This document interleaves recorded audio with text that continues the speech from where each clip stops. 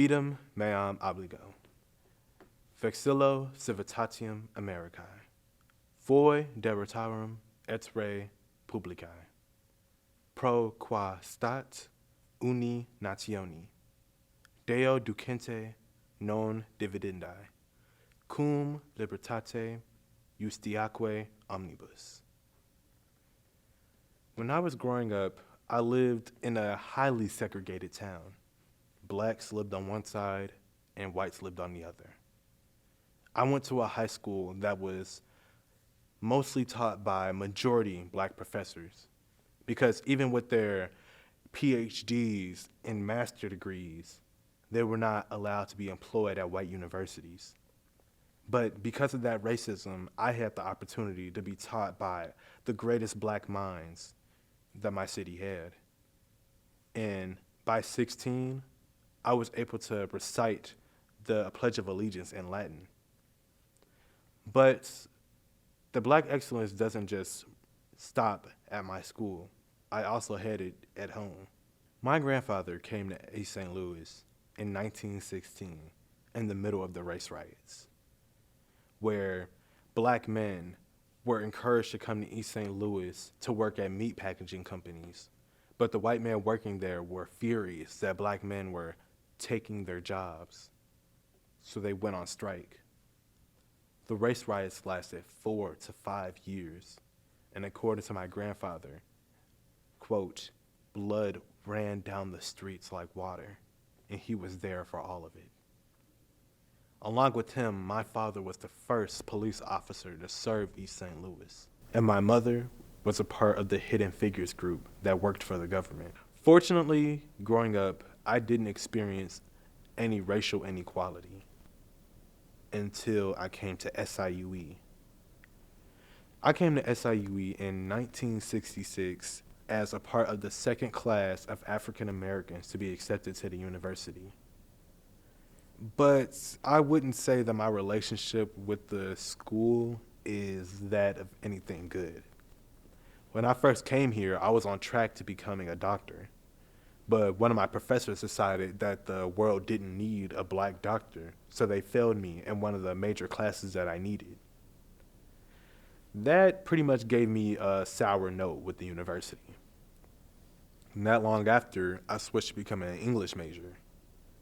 And in that class, I wrote a paper on how Romeo and Juliet didn't make any sense at all.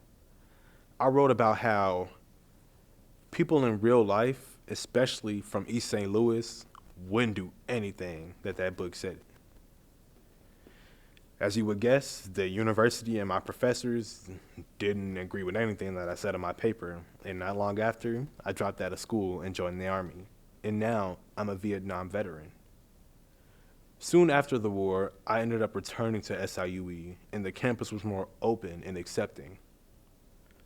Overall, I would say that East St. Louis was not always the city that it is today.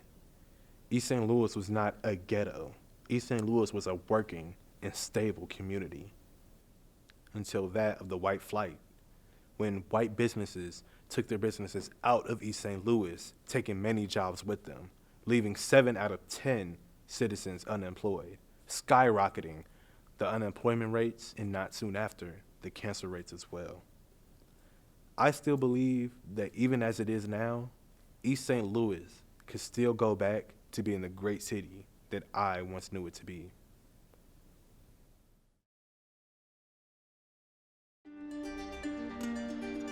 In 1917, white workers of the aluminum ore company in East St. Louis voted to go on strike. And so the company recruited hundreds of black workers to replace them while they were on strike. And tensions between those two groups began to escalate. And on May 28, 1917, thousands of white men marched into downtown East St. Louis and began attacking African Americans on the street. The governor of Illinois called in the National Guard to try and ease the tensions, and it did for a few weeks.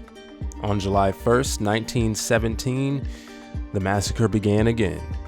A black Ford Model T, occupied by white men, drove through a black area of East St. Louis, and those passengers fired several shots into a group on the street.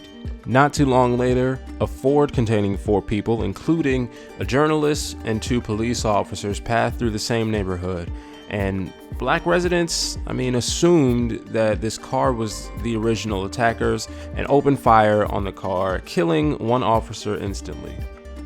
On July 2nd, thousands of white people began rioting in black neighborhoods of East St. Louis. The mob began beating and shooting blacks on the street, including women and children. They also burned entire sections of the city and shot residents as they escaped from the flames. This massacre killed hundreds of African Americans and left thousands homeless after their neighborhoods were burned.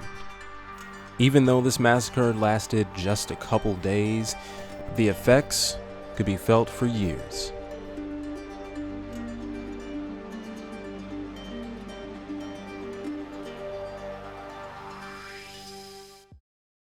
From being born in East St. Louis and having to deal with gang affiliation, nothing could truly stop me from reaching my real destination.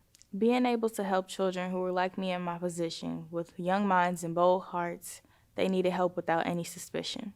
That there are people like me who want them to be as successful as possible, and to know that with all the help and patience that anything is possible. While using my mind to put me in a better place, there were days where there always wasn't a smile on my face. From going to college and being stopped from making it through, to helping undergraduates and helping them making it through school. One thing that I could say changed my life around was the birth of my child, which took my life off of the ground.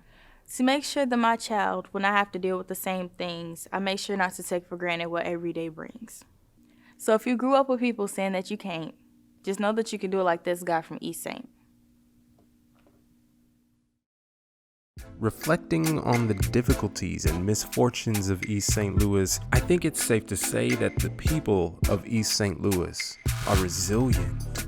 Even though the city has been faced with so many hardships, it still produced so many incredible people doing incredible things. Catherine Dunham, Eugene B. Redmond, Miles Davis, Tina and Ike Turner, Dawn Harper Nelson, Jackie Joyner Kersey, Al Joyner, and that's just a few. And I know for a fact, there's more to come.